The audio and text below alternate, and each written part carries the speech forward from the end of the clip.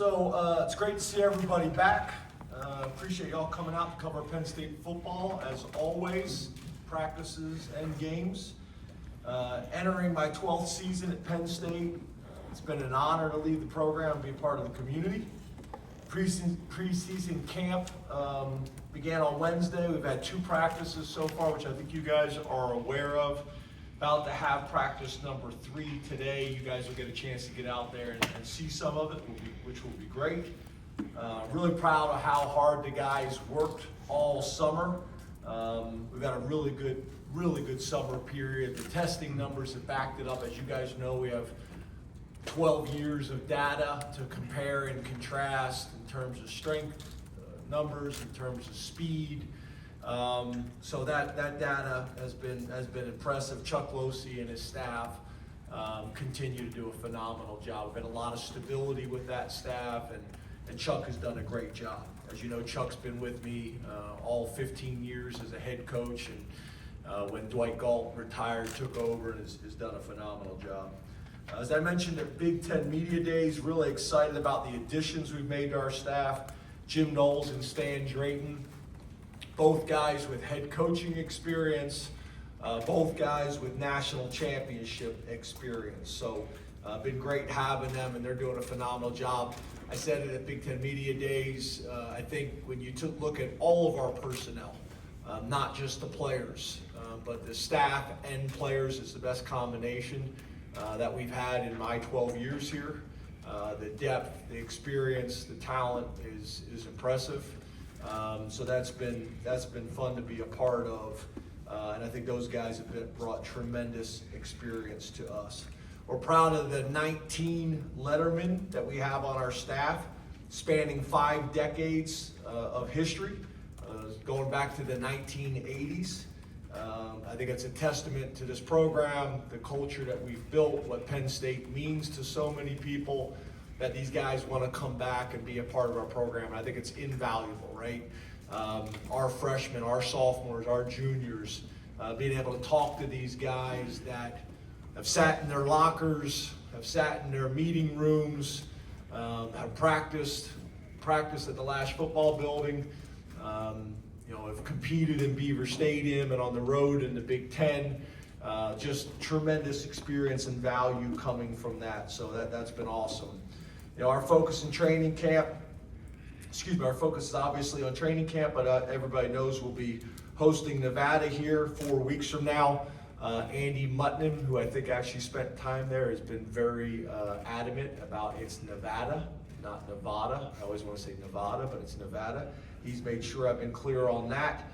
West Shore home field at Beaver Stadium may look different, but we know this place is going to be rocking like it is every single year. And probably just like me, I walked into the stadium, and from the inside of the stadium looking up, it's really impressive what they've been able to do with the temporary bleachers and things like that. So excited about that. Appreciate everybody being here again, and open up the questions. Let's go over here to the right, Mark, and then we'll go Rich in the front.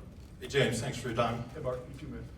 Where are you health-wise as camp opens? We heard about Caden, but generally speaking, where's the team? And is there anybody else who will be limited or out for camp? Thanks. Yeah, so the injury list is not great right now, but after today's practice, it'll change things, because what happens is you got a number of guys. We played late in the season, as everybody knows, the longest season in Penn State football history. Played late into the season, and we had some injuries that required some surgeries and things like that at the end of the season, and they're going to be considered limited until we've had a padded practice to show that they're able to do that. So some of these guys are limited up there. They're ready to go, and I think if you ask them, they could play in a game right now. But our trainers and doctors, smart, we hold them in a limited category until they actually go out and do it. So if they had an upper body extremities issue, we got to get through the first day of hitting to clear them back to full go. So the list is a little bit longer than I probably would like, but nothing that we're concerned about and nothing that you guys, I think, aren't already aware of. Did I answer your question? Yep. Yes, sir. Rich? Hey, Hello, Rich. James, how are you? Good, man, how are you? I'm good. How can Hudson, Ross, and Pena help the passing game in general, Drew in particular, and how have they looked so far in these first two practices? Yeah, so I think the biggest thing is they're veterans that have already produced, in college football. Hudson was a captain, at his previous institution, had one of the catches of the year against LSU. Senior, veteran, mature. So that's been valuable for us. Pena's a 6-year guy. Same thing, was captain at his last school. Got a lot of maturity, got a lot of experience. I think you guys have heard me talk about this before. I compare college football in some ways now to college basketball. When the one and done started, you could have a veteran, older team to make a run, because as we know, experience and talent matters. And then Ross, didn't play, obviously, whether it's, the Big Ten or the ACC, but we were able to watch him against Iowa. I think you guys know how much respect I have for Iowa, that program defensively, special teams wise, and to be able to watch him, make plays against an Iowa defense and an Iowa team in general on special teams, gave us a lot of confidence about bringing that young man in. But they've all been great. They've been great. Some young receivers I think you guys will get a chance to see that we're excited about as well. This kind of, hopefully closes the gap for a year and allow these guys to continue to grow and mature and step up. But we have more depth right now at wide receiver than we've had. And to your point, Rich, I think the biggest thing is we need more playmaking, at the wide receiver position for us to go where we want to go in critical moments, in critical games. Obviously, Ty Warren and our running game, most of our offense was built around those things. I think in a lot of ways, if we continue to trend in the direction we're headed, it'll make us more difficult to defend, because if you went into last year, it was stop the run and stop Tyler Warren, right? So having threats all over the field that can hurt you, making them just defend the 53 and a third, and obviously the 120 yards, I think will open up a lot of things for us to help us in the run game. But it's valuable, and I think Drew, having more people around him making plays for him, I think will be really valuable. We've all seen. We had our whole deal here. I forget who it was and when it was, but just chuck it deep, right? That whole thing that we went through as a community together. We went through it together, right? But there's some of that, right? Like, how many college football games have you watched, or even the NFL, where a quarterback chucks it up and it's double coverage and a receiver goes up like Allen Robinson used to always do and come down with it. You think about that play in the 4 overtime Michigan game, right? And then the announcers, whoever, saying, what an unbelievable throw or what an unbelievable play. Well, a lot of that, deals with the wide receiver making that play. So, that playmaking production from the wide receiver crew, from our tight ends. We've had as good of a tight end room over the last 5 years as anybody in the country, and we're excited again about that room. And then being able to use our 2 running backs in more ways. They grew dramatically last year's receivers. I expect them to take another step this year, and we want to be able to get them the ball in space as well. So a lot of weapons, a lot of people to use, but we're going to have to build on this every single day. Over here on the right, John. Hey James, how are you? Good, John. Very good. Doing good. We talked a lot, obviously, about the role that Jim Knowles is going to have in this defense, and you mentioned blending them in the past. Where do you feel like the defense is when it comes to blending a Penn State defense and a Jim Knowles defense, and how different is it with the players, specifically in the secondary? Yeah, so obviously there are some tweaks and changes, and there are every year, right? Whether we keep the same coordinators or not. But the majority of it is me having a list of guys that philosophically believe how to play defensive football, similar to us and how we have done it. We've been fortunate. I think we've had 4 defense coordinators here. Every single one of them has had a top 10 defense at Penn State. So I think that was attractive to Jim. But I think it was also attractive to Jim that when he watched our tape, there's some similarities in what he believes and vice versa. So those things help. And then once you arrive, it's, okay, what needs to change? What can stay the same? And then I think the other thing is, hopefully this is his last time doing it, but he installed the defense at Duke. He installed the defense at Oklahoma State. He installed the defense at Ohio State, and no different than everything else. Every time you go through this, you get better at it as well. So he's in a really good place. Our defensive staff's in a really good place. I think we're pretty far along, but it's still day 3. But there's some tweaks and changes in the secondary. I think there's some tweaks and changes up front too. We've been predominantly, really since Manny came, an attack front defense, and we've been predominantly a man cover team, and we'll still do those things, but there are some technique changes up front in terms of how to play blocks. There's some changes, with the linebackers. Again, with Manny attack front, we were gapped out. Linebackers had a gap responsibility, and this defense requires the linebackers to play more of a traditional linebacker and read things out a little bit more. And then in the secondary, we'll just have more coverage diversity, which I think will be important because there's going to be 2 or 3 games a year where you just can't line up and play man, right? And that coverage diversity will be important for us moving forward. Those things were a lot of things that me and Jim discussed before he came here. Back left, Allie. Hey Yeah. James, how are you? Good, how are you? Good. I think we've talked a lot about the monetary ways that revenue sharing NIL can impact your players, but particularly now as you emerge into yet another new college football, how can those monetary discussions help players understand maybe more about contracts or the services exchanged from both sides, particularly as you send guys on into the NFL and they start doing that. Now they're not doing it as rookies necessarily, but they could be doing it in college. And then you think about an alumni of this program, Michael Parsons, doing that right now with Dallas.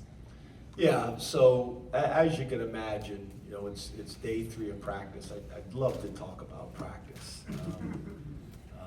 I understand the question, and we don't get a whole lot of opportunities to kind of interact in the off season and talk about these things. But what I'm trying to do is trying to get our team, which we've done a really good job. The leadership has been great about this. We have very structured in-season kind of plans of when we do football, and then a small window of time of when we do NIL and those other things. But it's obviously a part of college football, and I do think your point is a good one. I do think it prepares them for their futures. Went through this a couple years ago with Saquon. Obviously, there's some things going on with Micah, and we had a chance to speak yesterday. But at the end of the day, again, we're in football season right now, and based on how the calendar stayed the same, we're going to have to deal with some of this at the end of the season.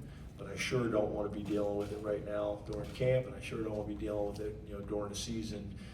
And I think that was a big part of our success, because we've all seen a ton of programs that have not handled this well, and it's become a distraction, with the coaches and with the locker room. And I think we're in a good place. With those things. So, but I understand the question. In the front, or I'm sorry, in the right, Neil. Sorry, Greg. Psych. Sorry. Neil? Age, yeah. James, just wondering. What did you say? How are you? I said age trumps. Oh, age. Neil, how are you? I'm good, James. Good to see you. You too. You mentioned, quote, where you want to go. Are you guys more comfortable with the expectations this year? And how much has that been addressed with the team? Yeah, I think you guys have heard me say this. I don't really feel like the expectations have changed. The expectations in the Lash football building are always high. The expectations in Beaver Stadium are always high. The expectations in this community are always really high. That's a big reason why I came here. That's a big reason why our players chose here. To your point, are there more conversations and maybe heightened conversations going on nationally? Yes. But I think last year's a perfect example, right? We were a drive away from playing for the national championship last year, and 99% of the programs in the country would be jacked about that season and how it went. And I don't know if that was necessarily the case here, right? We went 13 games, and like I mentioned, we were a few points and a few drives away from playing for the national championship, and people were pissed.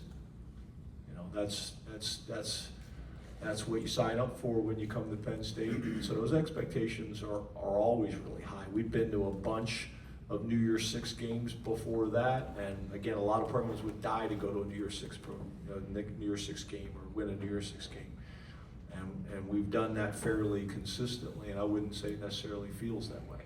So, I would not say it feels any different within our building, with our coaches and with our players. But I will say this, all the hard work that they have done, the number of guys that decided to come back, they've earned those types of conversations and that attention. But I would also say to you, which I think you heard me say before again, no one cares about preseason rankings. Like, I'm not going to frame the preseason rankings and put it in my basement in a man cave. Like, no one cares. No one cares. So all that's wonderful. We want to spend our time working on the things that are going to allow us to do the things that we want to do this year, starting with Nevada and creating the habits and behaviors that will get us there, not talking about, not spending a ton of time talking about, goals and those types of things. There's a place for it, but we're focused on what we have to do to have the type of season that we want to have. Correct. How you doing, Coach? Hey, Greg. You sat here 12 years ago in a lot different spot with your offensive line. So how do you feel that will play out this year in terms of a number of guys who play from a snap perspective, and then specifically right tackle with two guys who are essentially starters back? How do you see that playing out? Yeah, totally changed. When I got here again, this people just kind of brush this over like no big deal. But we had 4 offensive linemen, I think, was the number when I got here in the entire program. I think now we're at like 22, 25, something like that. I would love to have had Sauber 12 years ago. You'd have been starting at center. Yes. Yeah. Just don't have very long arms. You're having trouble reaching the keyboard right there, to be honest with you. But we're in a different spot, right? So that's not just good for our offense, that's good for our defense. That iron sharpens iron every single day. It also allows us, when we talk about all the different weapons that we have in terms of wide receiver, running back, tight ends, and trying to get them all in the field. You guys also saw us last year do some 6 offensive lineman sets. That is obviously helpful from a scheme standpoint, but it's also helpful from a development standpoint. When you can get 6 and 7 offensive linemen on the field, allows those guys to get some playing time. Same reason why you put 2 quarterbacks on the field at the same time. It's a way to get them some significant time rather than a late game blowout and things like that. So there's tremendous competition. I'm not sure how it's going to work out. Donko was playing as well as anybody in the country before his injury. Rucci comes in and finishes the season as well as any tackle in the country. And then we got some young guys that are fighting and battling, them as well. I would also say, you guys know this, we've worked hard at creating position flexibility. So a guy like Donko also has the ability to play inside. So, what we're trying to do is how do we get the best 5 guys on the field, and then how do we also create depth, with whoever our backup tackle is going to be, whoever our backup guard is going to be, whoever our backup center is going to be, the next best offensive lineman to get on the field. So all those things we're trying to figure out, during training camp. On the right, Tao. Hey James. Hey Todd. How are you today? Good. How are you? Asking about a couple of linebackers we didn't get a chance to see in spring. You didn't get a chance to see them on the field either, with Tony and then Amari Campbell. We saw this morning actually Jim named Amari his defender of the day for practice 1. So what has he shown your staff so far, and then how has Tony looked getting back into the mix? Yeah, Tony, really played most of last year with an injury that he could play with, but an injury that affected, he was not 100%. So being able to have an off-season, surgery and get him right, he is strong, he is fast, he is confident. Obviously, year 3 for him, played as a true freshman. So he's in a really good place, and we're anticipating him having a big year, but he's still got to go out and do it, But he's been very intentional all summer. Been impressive so far in camp. And then when you talk about Amari, he's been a pleasant surprise. Played a ton of football for his previous school, and we thought those things would translate to us, but you never really know. Once again, a mature, older player who's taken the right approach since he stepped on campus, and I think there's some excitement about him right now. So he's created another level of competition that we hoped we were going to get, but you never truly know until these guys show up on campus. And he's doing some nice things. He's really doing some nice things. He tested well this summer. He's explosive. He's fast. He's powerful. He's kind of compact. You guys will see him. He's not one of those 6'3", 6'4" guys like some of those guys we've had in the past, but he can cover ground, and he's got really good instincts. You can tell he's played a lot of football. That's going to be valuable for us, going to create some really good competitions. We talked about Rojas and DeLuca and Campbell and Wiley and Specca and Nelson. There's going to be really good competition with those guys, and Jackson, and then obviously some of the freshmen too. So it creates another layer of competition that we need. On the right, middle, Bob. James, how you doing? Good, Bob. How are you? Good. You had touched on Tyler, obviously moving on to the pros. How would you assess the tight end room going into camp, the depth that you have? And I wanted to get your thoughts on what maybe a guy like Luke Reynolds, who had benefited because Andrew actually unfortunately got hurt last year. He got a lot of playing time. It looks like he's added some good weight. What he can do for you, and just your thought on the tight ends overall and their impact on Andy's offense. I guess the first thing I would say is I don't think enough people talk about Khalil Dinkins. Khalil Dinkins did all the dirty work last year. Every time we threw the ball to him, I think it was a touchdown. That's a little bit, being a little dramatic there, but caught a ton of touchdown passes. His touchdown to catch ratio was really good. Big, strong, physical, and his improvement in so many areas since he stepped on campus has been dramatic. I think he's got a very bright future. He's got a great year for us, and I think he's going to have a chance to play for a long time in the NFL. Rapp's another one. Rapp, was in position to play a ton last year, so losing him was significant. But to your point, we've done a really good job of recruiting and developing at that position, and Luke was ready to go and really flashed at times and did some great things. He's bigger, stronger than he was. Rapp is obviously hungry as heck to get back out there. And I think we're going to be in a position like we have been the last couple of years to have 3 tight ends that we feel like we can win with. So, I'm a big believer, as you guys know, in true tight ends and the value that they can bring to your offense. When your tight end is really a big wide out, not as valuable. when your tight end is a slug and is just a blocker and is not a receiving threat, he's an extension of just the offensive line. That's not overly valuable either, but Ty Howell and our staff have done a really good job of identifying, recruiting, and developing true tight ends that are critical to what we want to do on offense. So those guys will continue to play a major part in our offense. But again, I think you guys know this too, is we're going to play to our strengths. If our wideouts are our best unit, we'll be in 11 personnel. If our tight ends are our best unit, we'll be in 12 personnel. If our running backs are our best unit, we'll be in 20 personnel. So they're not just competing with guys at their position, they're competing with who's going to be that 11th player to put on the field, the third wide receiver, the second tight end, or the second running back. And as you know, we'll do a little bit of all that, but it's important that we figure out what our identity is going to be and what puts us in the best position to be successful. That could also change a little bit game plan week to week as well.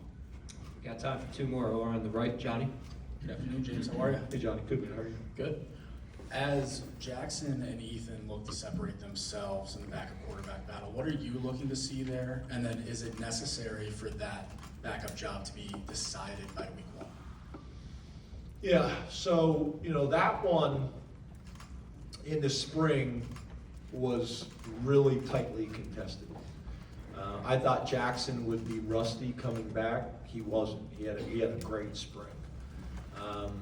So we're gonna, this thing's, I think, gonna go right down to the wire. Depending if it finishes up like it did in the spring, it could continue throughout the entire year. If it's close, if there's a gap, there's a gap. But if it's close, I think the competition could go throughout the year. Whoever has the best week that week is going to be the backup quarterback type of deal. Just based on how close it was this spring. Obviously, we have all the data to back that up as well in terms of completion percentage, third down percentage, touchdown to interception ratios, all those metrics that we all know are important in evaluating the quarterback position. Eliminating 3 and outs, those types of possessions, and then we've talked about this before. Whether it's an interception or not, we also grade interception-worthy throws or interception-worthy decisions. Okay, just because the DB dropped the ball, that was still a bad decision or a bad throw. So having all that data to try to compare and contrast is valuable. But we'll see. Again, it could be there's a gap, by one of them, and it's clear who the number 2 quarterback is, or this will go through the season. To be honest with you, if it's close all season, it could go in the next year. In terms of how this whole thing plays out. So they've both made it interesting. They both have traits that you get excited about. So it'll be a really important competition. I would say that across the board, right? The 2s and the 3s, you guys don't love talking about that a whole lot, but it's going to be critical to our season. Who's the 3 running back is going to be critical. Who's the 2 quarterback is going to be critical. Who's the 5th and 6th D tackle? 5th and 6th D end is going to be critical. That's going to play a huge part in our season. And then being able to get all those guys reps in the first 3 games so we can evaluate them not just in practice but in games as well. That's going to be important too. Last question, Audrey. Hey James, how are you? Good. Are you? Good, thank you. I wanted to ask about your safeties and kind of how do you feel like maybe what excites you about that group? Maybe who are some of the guys that you're hoping you can learn a little bit more about this preseason? Yeah, so, Wheatley, you guys all know a ton about him. He's played a bunch of football here. I'm really proud of him. His growth and maturity since he stepped on campus. I was giving him a hard time earlier today. Year 1 and year 2, we had some knockdown, dragouts. Is that the expression? What's that expression? Yeah. Is that right, Rich?